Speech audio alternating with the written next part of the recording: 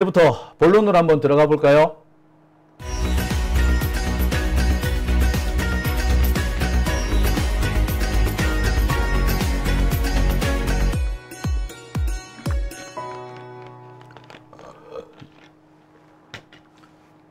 네, 오밤중의 뉴스 함께하고 계신 지금 시각 11시 26분 지나고 있습니다. 첫 번째 주제 해볼게요. 첫 번째 주제는요. 대법관 후보 3명 가운데 한 명인 이수겸 판사에 대한 얘기를 좀 해보겠습니다. 이수겸 판사가요. 오늘 갑자기 논란이 됐던 자녀들의 주식을 기부하겠다라고 하고 언론에 대대적인 언론 플레이를 했다고 하는 게 맞겠죠? 보도자료를 쫙 뿌렸던 모양입니다. 저는 근데 그거 보고 웃었어요. 기부를 했다 그래서 저는 진짜 어디 제대로 된 곳에 기부한 줄 알았어. 단체가 뭐라 하긴 하더라고요. 그러면서 그동안 소년원이라든지 또는 범죄 피해자들, 이 청소년들을 위해서 지원 활동을 하는 곳이다 라고 합디다. 겉으로 보기에는 꽤 그럴싸하죠. 그런데 말입니다. 그 재단, 그러니까 이수겸 후보가 기부를 했다는 그 재단이 어떤 곳인지 혹시 여러분 잘 아십니까? 네, 저는 거기 이사장 이름을 보고 에이 이랬어요. 이사장 이름이 뭔지 아세요? 예, 제가 잠시 후에 본론에서 자세히 말씀을 드리겠습니다만 저는 그 이름을 보고 이거 기부가 아니라 파킹이구나. 대법관 하는 동안에만 잠시 파킹해 뒀다가 나중에 챙겨가겠다. 이런 의도가 담겼다는 생각이 듭디다. 이건 파킹이에요. 파킹. 아울러 돈으로 대법관을 사겠다라는 얄팍한 속임수가 담겨 있다라는 생각이 듭디다. 자, 이거는 제가요, 오늘에 이어서 내일도 좀 자세히 전해드리도록 할게요. 아무튼 오늘 제가 준비한 첫 번째 주제는요, 가진 자를 위해서 판결을 내려왔던 이수겸 판사. 이 사람이 이제 돈으로 대법관을 사겠다라는 아주 얄팍한 수를 쓰고 있습니다. 누가 보더라도 꼼수밖에 안 되는 짓을 하는 거죠. 이런 꼼수에 넘어간다면 박범계 의원을 비롯한 지금 인사청문위원들 다 국민들을 우롱하는 겁니다. 우리 시민들을 속여먹는 거예요. 자신들의 이 법조계에 대한 영향력 또는 기득권 이런 것들을 보호하기 위해서 이수겸을 봐준 게 아닌가. 개인적 이익을 위해서 절대로 우리가 양보하지 말아야 될 선까지 마구 후퇴하고 있는 게 아닌가 생각이 들어요. 이재명 대표 잠시 없는 틈을 타서 이런 꼼수를 부리는 게 아닌가 라는 생각마저 들 정도였습니다. 준비한 첫 번째 주제, 돈으로 대법관 되겠다고 이수겸 판사에 대한 얘기를 좀 해보겠습니다. 자, 이 기사가 났었죠. 이 사진 보십시오. 이수겸 후보자의 배우자가 민일령이라는 사람한테 가서 이 재단, 청소년 행복재단이라는 곳에 가가지고 기부를 했답니다. 그동안 논란이 되었던 남편과 자녀의 주식들을 모두 여기 기부한다는 거죠. 이수겸 총 34억 원 상당원의 비상장 주식을 전달했다라고 합디다.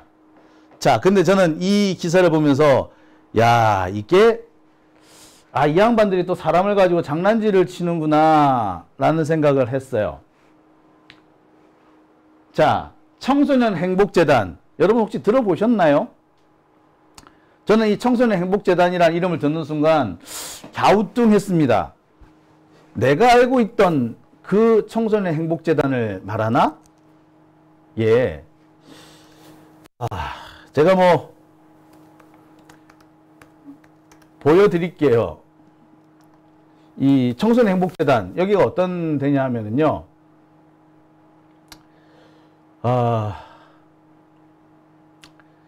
자, 한번 보시겠습니다. 예, 일단 뭐 보시고 제가 말씀을 드릴게요. 이거를 뭐 더 말씀드릴 필요는 없는 것 같고요.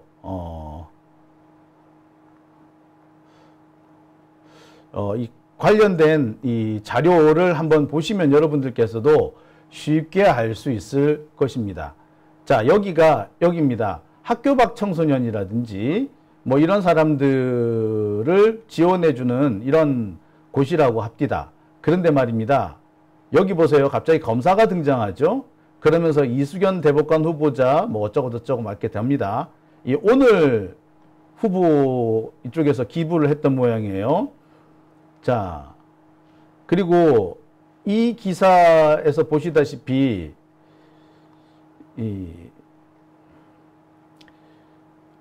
뭐 재단에 이런 분이 뭐 하셨다는데, 자, 이 재단의 대표자가 누구냐? 자, 재단 대표자가 누구일까요? 예, 재단 대표자는요, 민일영이라는 사람입니다. 민일영은 누구죠?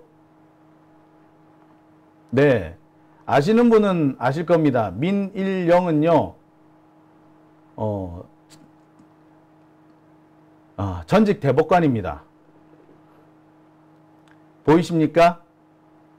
이사장 민일영 전 대법관, 현 법무법인 세종 대표 변호사, 예, 그 다음에 상임이사 이상호 법무법인 유루 대표, 대전지방검찰청 검사장, 이사 이수영 법률신문 사장, 삼성전자 부사장. 자, 뭔가 좀 느껴지지 않으십니까? 이게 무슨 일인지? 네.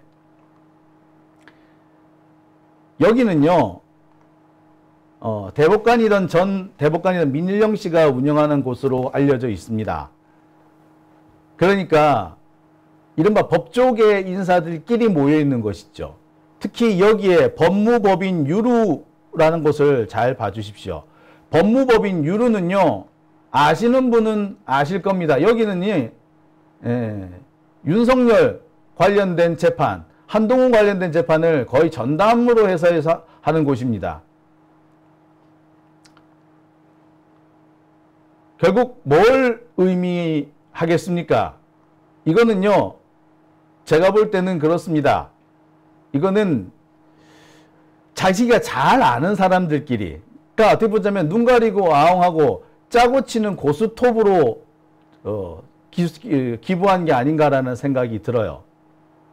솔직히 기부라고 과연 할 수 있을지 의심스럽습니다. 잠시 맡겨두기 위해서, 자기가 잘 아는 사람들한테 자신의 주식을 잠시 맡겨두기 위해서 그래서 여기를 가지 않았느냐라는 생각이 들 정도예요.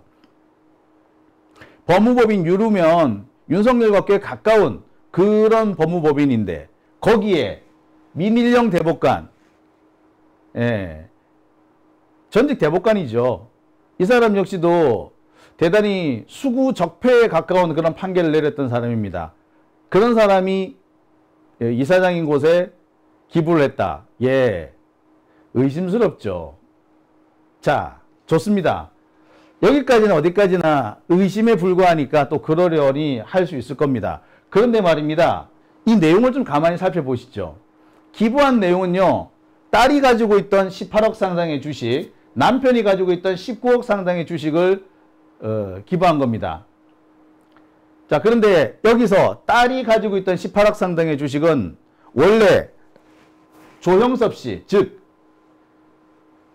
이수견 후보자의 남편이 딸한테 증여한 돈이었어요. 그 돈을 가지고 딸은 주식을 샀고, 그 돈을 주식을 다시 되팔아 가지고 시세 차익을 얻습니다. 이렇게 해서 사실상 부모와 자식 사이에 주식 거래를 한 것처럼 해서 실제로는 돈을 증여한 거나 다름없는 상황이 되는 거죠. 더 웃기는 건 뭐냐? 이 과정에서 발생한 증여세, 양도세 전부 다 지가 아버지가 다 냈다라는 거야. 말 그대로 증여인 거죠.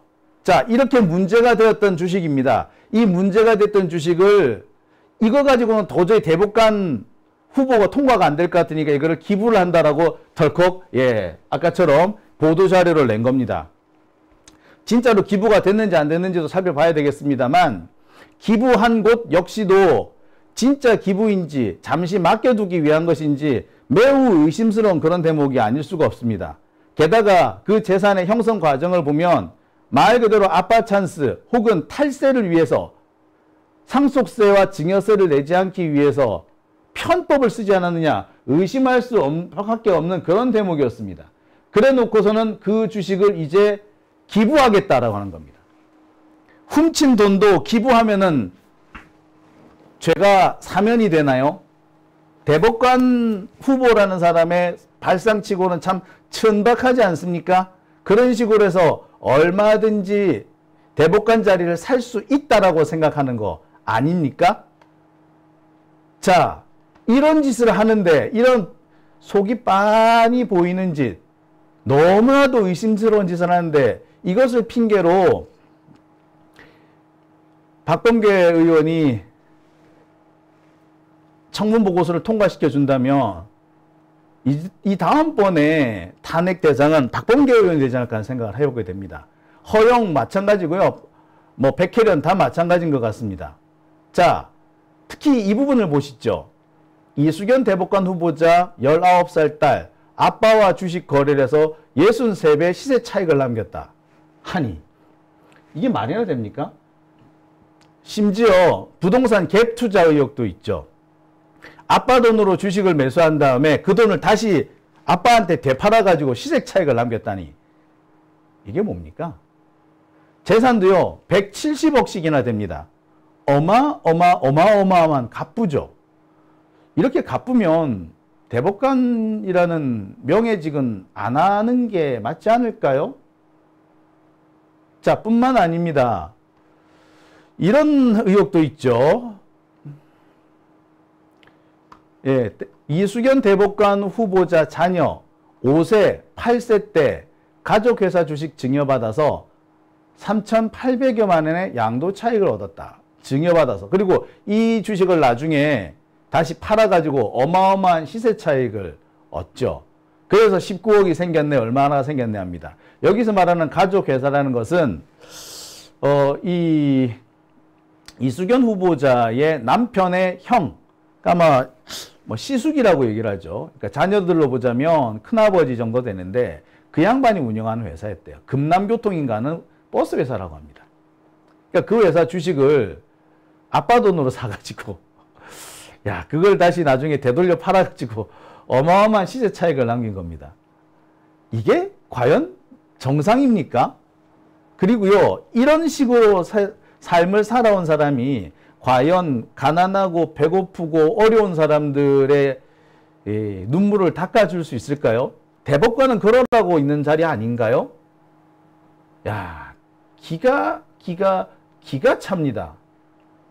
자, 그런데 말입니다. 이렇게 논란거리가 되니까 이수견 후보자가 뭐라고 했느냐? 저는 사실 이 대목이 더 어처구니가 없어요. 죄송합니다. 제가 그 부분에 대해서까지 미리 생각하지 못했습니다. 라고 하더라도 기분 나쁠 터인데, 예, 이수견 후보자는 그게 뭐 잘못됐어요? 라는 태도를 보입니다. 어디서 그랬냐고요? 예, 인사청문회 자리에서 그랬어요. 대법관은 인권의 마지막 보루고요. 또 약자와 소수자들의 이익을 마지막으로 지킬 수 있는 최후 보루 같은 곳입니다. 그런데 이렇게 강자의 삶에 익숙해져 있고 강자가 자신이 가지고 있는 뭐 부와 지위와 권력 등등을 이용해서 재산을 불리고 세금을 내지 않고 재산을 부를 자녀들한테 물려주고 하는 이런 짓거리를 해놓고 이게 뭐가 잘못됐느냐라고 생각한다면, 그런 식으로 말한다면 과연 대법관 자격이 있느냐, 아니 공무원의 자격이 있는가라는 의심마저도 듭니다. 도대체 뭐라고 했느냐고요? 자료화면 한번 보시죠. 저희가 요즘은 아이들 돈이나 백일 때 금반지를 안 사주고 주식을 사줍니다. 그것은 아이들의 미래를 위해서 투자하는 것이고요. 저희도 마찬가지입니다. 아이들의 미래를 위해서 이렇게 당시에는 이것이 어떤 결과를 초래할지 모르고 산 것이고요. 그것을 이렇게 어떤 편법 증여나 이런 것으로 폄하한다면 이런 자녀들에 대해서 주식을 사서 주는 부모들을 마음은 다 그렇게 비난받아야 하는 것인지를 제가 여쭤보고 싶습니다.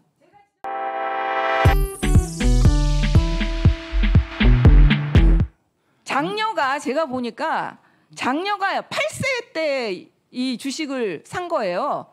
장남은 그것보다 더 어리겠죠. 장녀가 더 나이가 많죠? 예, 그렇습니다. 그럼 장남은 도대체 뭐 5살이나 됐는지 뭐 7살 됐는지 완전히 우리가 지탄하는 그 황제 뭐 주식을 받은 거라고 볼 수밖에 없죠. 이 아이들이. 예. 이렇게 어릴 때 10세도 되기 전에 이렇게 알짜 주식을 받아서 배당을 받고 그 다음에 13배의 차익을 누립니다. 더 문제는 이 금남고속이라는 회사가 국고보조금을 받는 회사예요. 넣어보세요.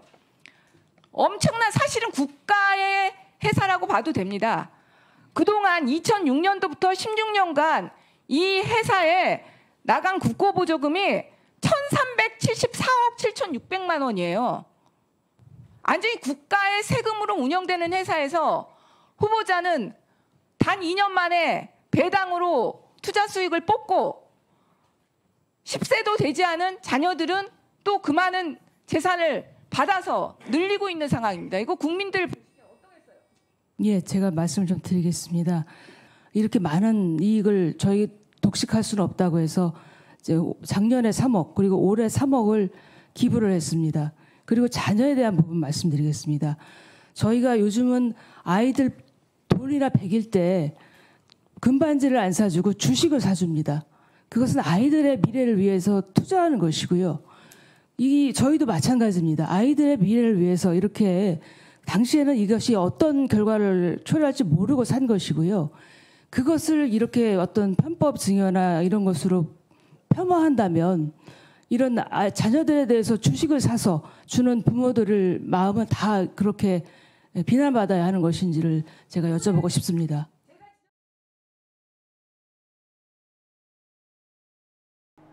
여러분 어떻게 생각하십니까?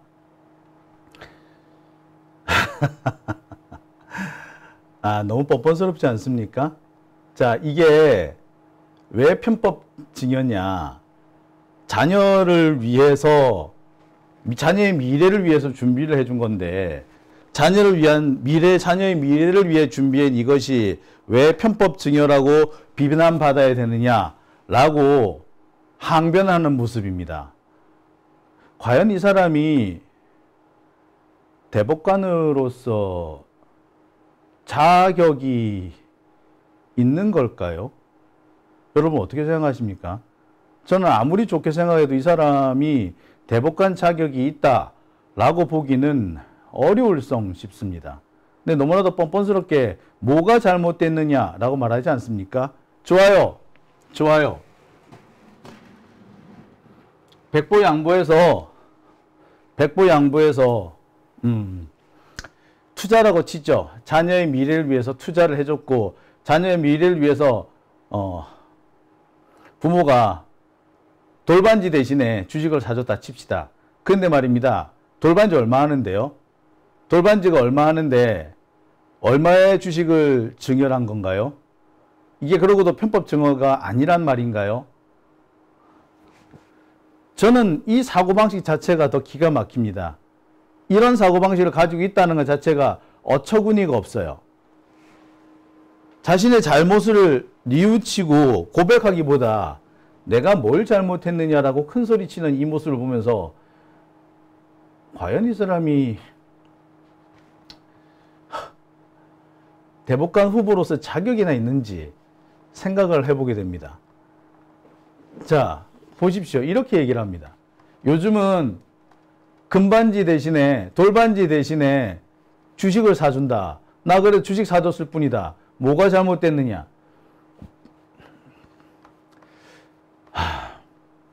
과연 이래놓고 이 주식을 그래 금반지 대신 사줬다는 주식을 기부했는데 그걸로 그러면 대법관이 될 수 있다라고 생각하는 건가요?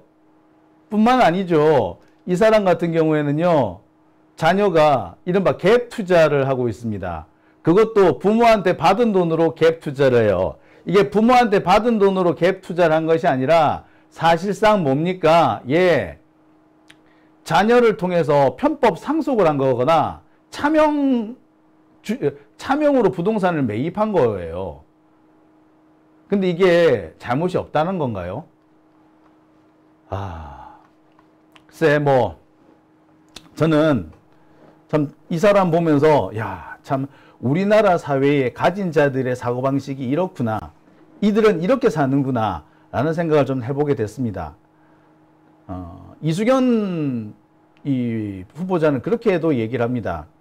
내가 가진 재산 말고 내가 지금까지 내린 판결을 먼저 좀 봐달라. 좋아요. 판결이 괜찮았으면 재산에 문제가 있더라도 좀 참아볼게요. 근데 말입니다. 저는 그런 점에서 글쎄 판결도 문제가 있다고 봅니다. 자, 여러분, 재산과 관련해 가지고 자신 재산 때문에 대법관을 포기한 그런 판사가 실제로 있어요. 누구냐고요? 모르시는 분들은 계실 겁니다. 조경란 판사입니다. 조경란 판사는요, 등록된 재산이 한 300억 정도 됩니다.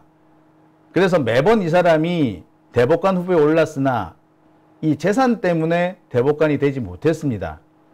이 조경란 판사는 어떤 분이었느냐? 여러분 혹시 이런 일화 기억하십니까? 여러 가지 뭐 일들로 인해서 소년 재판을 받게 된 한 여고생. 그 여고생은 자살 시도까지 했었다고 하죠. 자, 그 여고생에 대해서 재판결을 내려야 되는 판사가 있었습니다. 그 판사는 여고생을 불러내죠. 법정으로 불러낸 다음에, 자, 지금부터 제가 하는 얘기 말을 그대로 따라해라. 내가 하는 얘기를 따라해라. 그러면서 나는 소중한 존재다. 뭐 이렇게 얘기를 하라 그러죠. 그러면서 그 여고생을 대단히 다독거려 줍니다. 엄한 판결을 내려야 되는데 그것이 아니라 너는 얼마나 소중한 존재인지 스스로 한번 스스로 느껴보길 바란다. 이렇게 따뜻한 마음으로 판결을 내려줘요. 그래서 엄마의 판결을 내렸다라고 하는 그런 일화가 있었습니다. 바로 그 판사가 조경란 판사입니다. 근데 그 조경란 판사는 자기 재산이 많다는 점 때문에 스스로 항상 대법관이 되는 것을 주저했습니다. 그런데 말입니다. 이수견 판사는 그런 것도 없네요. 자, 그러면서 자신이 지금까지 내렸던 판결을 더 봐달라고 얘기합니다. 좋아요. 그러면 이수견 판사 과거에 어떤 판결을 내렸는지 한번 볼게요. 여러분 아마 이수견 판사가 과거에 어떤 판결을 내렸는지 보면은 더 열받으실 수도 있습니다. 저는 사실 이수견 판사에 대해서 어느 정도 알고 있었기 때문에 화가 나진 않았습니다만 제가 지금까지 이제부터 보여드릴 이 내용들을 보시면 여러분들 무척 분노하지 않을까 생각이 듭니다. 여러분 이 사건 기억하십니까? 노무현 대통령 연결식 때 뻔뻔스럽게 앉아있는 이명박을 보면서 백원우 의원이 사과하라, 살인마라고 외치는 장면입니다. 그때도 경호원들이 백원우 의원의 입을 틀어막고 연결식장 밖으로 내쫓았죠. 네. 이틀막 사건에 어떻게 보자면 시작과 같은 일입니다. 자, 이 이틀막 사건, 백원우 의원 이틀막 사건, 이 사건 후에 백원우 의원은 어떻게 됐을까요? 이 사건은 어떻게 됐을까요? 검찰은 이 백원우 의원을 기소합니다. 장례식을 방해했다라는 혐의로 기소합니다. 그리고요, 이 사건의 1심 판사가 누구였느냐? 이수견입니다. 이수견은 백원우 의원한테 어떤 판결을 내렸느냐? 벌금 100만 원을 선고합니다. 백원우 의원은 노무현 대통령과는 매우 가까웠던 분이죠. 근데 그분이 이명박을 향해서 항의를 하는 건 어떻게 보면 당연한 거 아니었습니까? 그 분노 표출하는 거 당연한 거 아닙니까? 유족의 입장 아니었나요? 그런데 이 백원우 의원을 향해서 벌금을 내라고 판결 내렸던 사람이 이수견 판사입니다. 자, 볼까요? 서울중앙지법 형사 12단독 이수견 판사는 10일 고 노무현 전 대통령의 영결식장에서 소란을 피운 혐의로 기소된 민주당 백원우 의원에게 벌금 100만 원을 선고했다. 예, 이수연입니다. 이거는 공소기각이 돼야 정상인 사건 아닌가요? 공소권 남용이다 라고 해야 되는 사건 아니었나요? 근데 이 사건에 대해서 이수견은 벌금 100만 원을 선고합니다. 정상적인 판사 맞습니까? 이러고도 뭐? 내가 내린 판결을 봐달라고? 아우 뻔뻔스러워라. 자, 또 보겠습니다. 아 진짜 열받아가지고 내가. 자, 이 사건은요, 이적 표현물을 국가보안법 사건입니다. 이적 표현물의 링크를 자기 SNS에 올렸다는 이유로 국가보안법 위반으로 기소당한 사람이 있었어요. 이 사람한테 이수견 판사는 유죄 선고를 내립니다.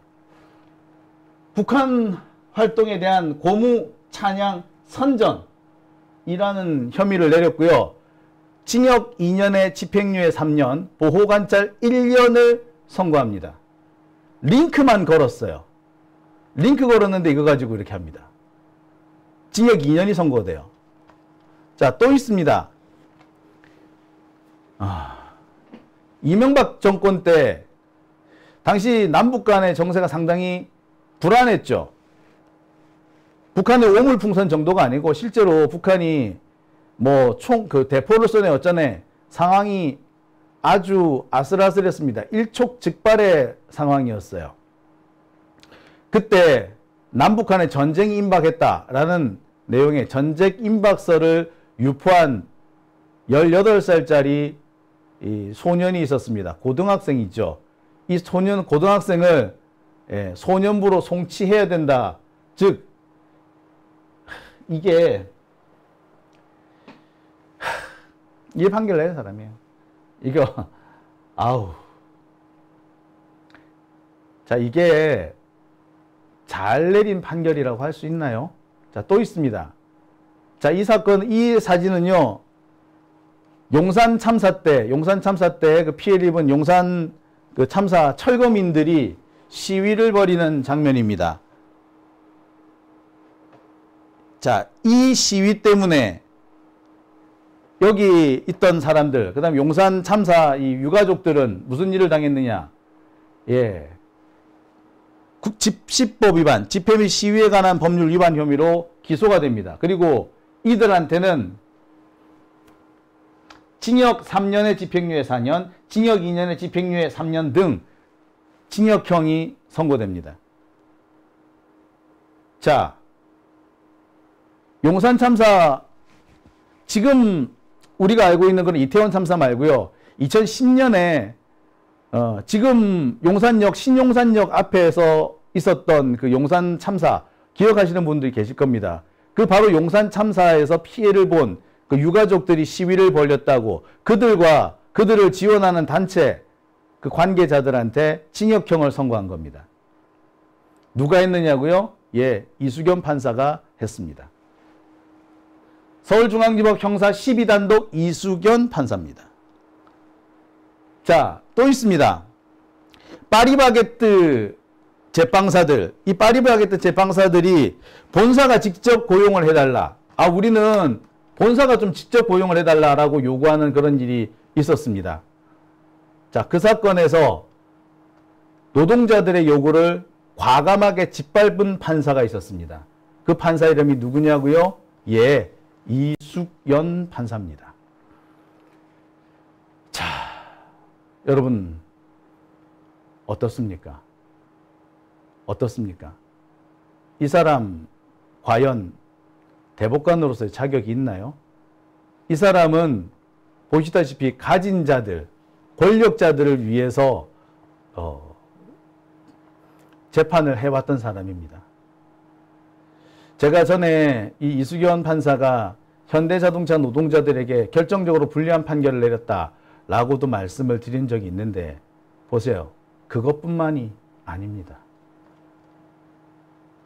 자, 이들을 과연 판사로 인정을 해도 되는 걸까요? 자, 오밤중의 뉴스 함께하고 계십니다.